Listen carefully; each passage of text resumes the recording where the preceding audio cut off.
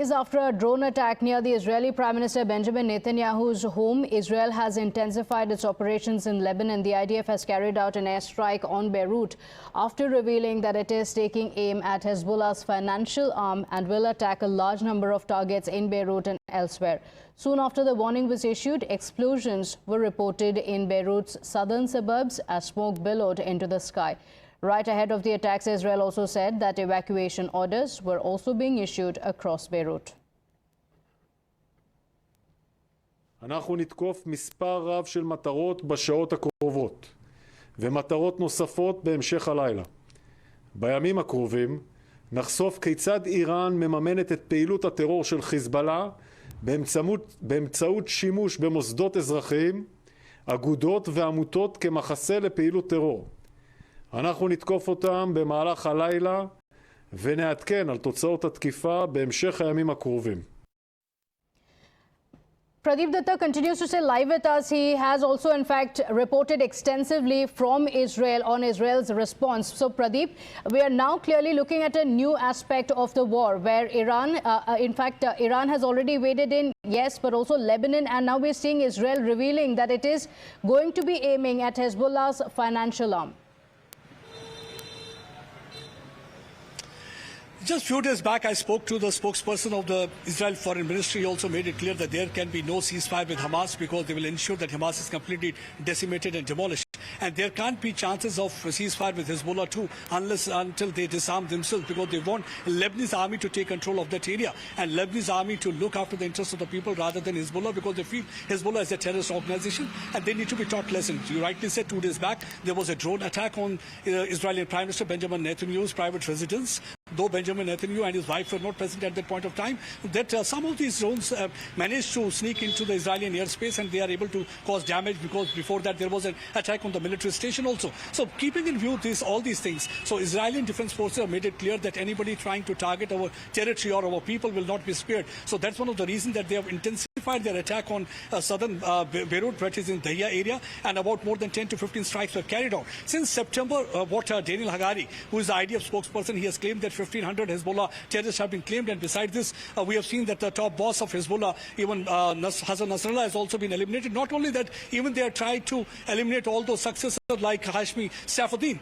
So this was even disclosed by none other than Prime Minister Benjamin Netanyahu, that whosoever is trying to succeed Hassan Nasrallah has also been eliminated. We'll try to ensure that Hezbollah is not able to raise its ugly heads. So right now the airstrike against Hezbollah terrorists and their command and control center is continuing. They have already asked the people to evacuate that area and move from southern part to the northern part, because they do not want any kind of a civilian casualty. Okay. Israeli defense forces have made it clear that how Hezbollah is using civilians as human shield, and they are hiding behind the civilian so that in case there is a civilian casualty, they can try to tell the world that how human rights are being violated by the Israeli defense forces. But they are saying we have already asked them to vacate so that we can target this.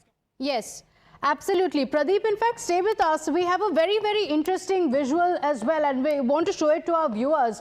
Well, viewers, days after the killing of the Hamas chief Yahya Sinwar is a video that has emerged from a tunnel in Gaza. These are the visuals that you're seeing. This is within Gaza. It's a tunnel in Gaza, and that shows Sinwar moving inside this tunnel with his wife. Now, what's interesting here is that while he is moving out with his wife and children, his wife is in fact seen carrying a very, very luxurious bag, the Hermes bag that she's carrying with her, which is valued at around $32,000. So a lot of questions also being raised over the same. This is the mastermind of the October 7 attacks on Israel last year.